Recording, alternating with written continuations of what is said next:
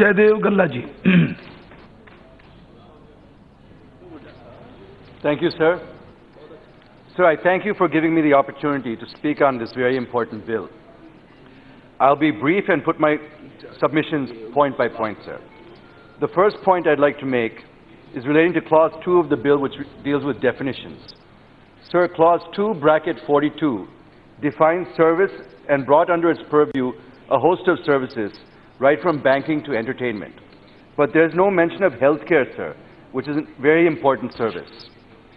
In 1995, the Supreme Court gave a judgment which clearly said that medical services to patients for which fee is charged comes under the purview of the Consumer Protection Act. But conspicuously, this bill has left out this direction of the Supreme Court. Not just paid service, sir. Even service provided in government hospitals free of charge should be included in this bill, sir. It's not about whether they're charging something or not, is what is the rights of a consumer, regardless of whether the service is free or on chargeable basis. So even free government services should be brought under this bill, sir. I would like to know from the Honourable Minister the reasons for not including healthcare as a service in the bill. My second point, it was promised that the government would come out with a bill which would provide consumers an alternate system of consumer justice, which would help them seek resolution of their disputes with manufacturers and service providers in a simple and quick manner. Sir, nowadays, consumer justice has turned out to be anything but simple, quick, or inexpensive. The cases are piling up at every level. But I find no such provision in this bill. So I would like to know from the Honourable Minister, how is he going to simplify the procedure and resolve disputes in a fixed time frame, as was promised to the consumers of this country?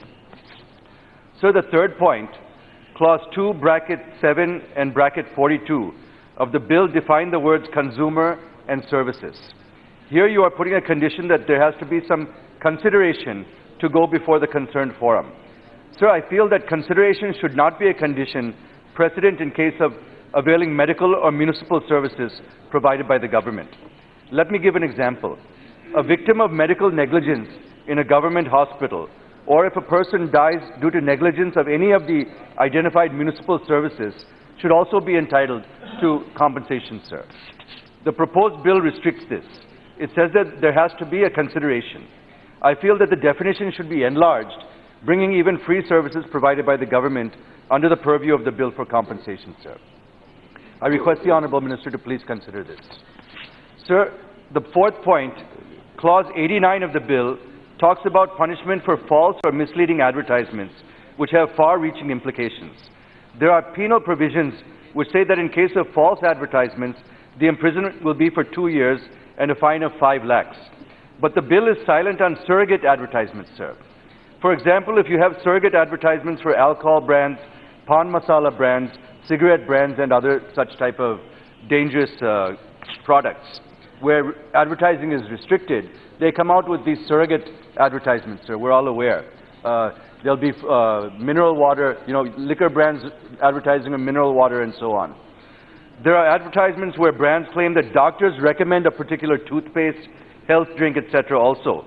And if such toothpaste or health drink misrepresents, then penal action has to be taken against such brand and company. But there is no such provision in the bill for surrogate advertisements. So I request the Honourable Minister to please give a serious thought to surrogate advertisements. The next point, and very important point, sir, is related to Clause 10, which deals with the appointment of the Chief Commissioner of Central Consumer Protection Authority. And Clause 42 deals with the appointment of the State Consumer Disputes Redressal Commission. When it comes to the composition of the Commission, the bill does not mention anything about the composition of the Central Consumer Protection Authority. The bill delegates powers with regard to qualification, terms and conditions. I'm just completing in a minute or two, sir. The bill delegates powers with regards to qualification, terms and conditions of service, salaries, etc. to the Government of India, and is the case with regard to State Consumer Disputes Redressal Commission, where appointment of the President, members, their qualifications, salaries and allowances, etc. under the state government. The existing Consumer Protection Act clearly mentions that commissions at various levels will be headed by a person qualified to be a judge.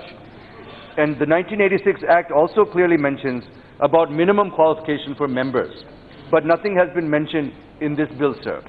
Sir, I also mentioned while speaking on the RTI bill similar concern that the government wants to keep in its fist every institution by keeping with it the qualifications, salaries, allowances, tenure, Now etc. please conclude. It's not in the interest of any institution, including the consumer forum, sir.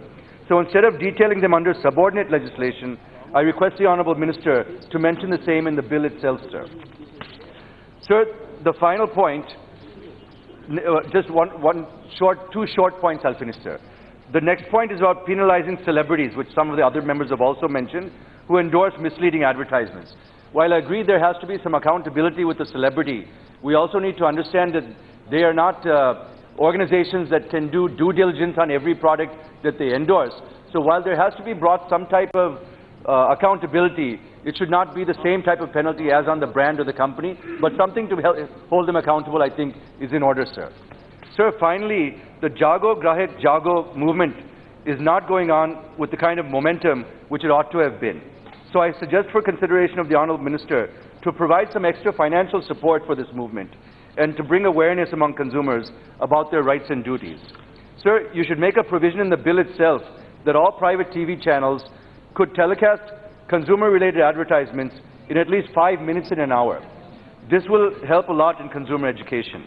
With these observations, and hoping that the Honourable Minister, Sri Paswanji, would pay attention to the various issues raised by me and act on suggestions rendered and take them to their logical conclusion for a better consumer-friendly mechanism, I support this. For more latest updates, please press subscribe and press bell icon.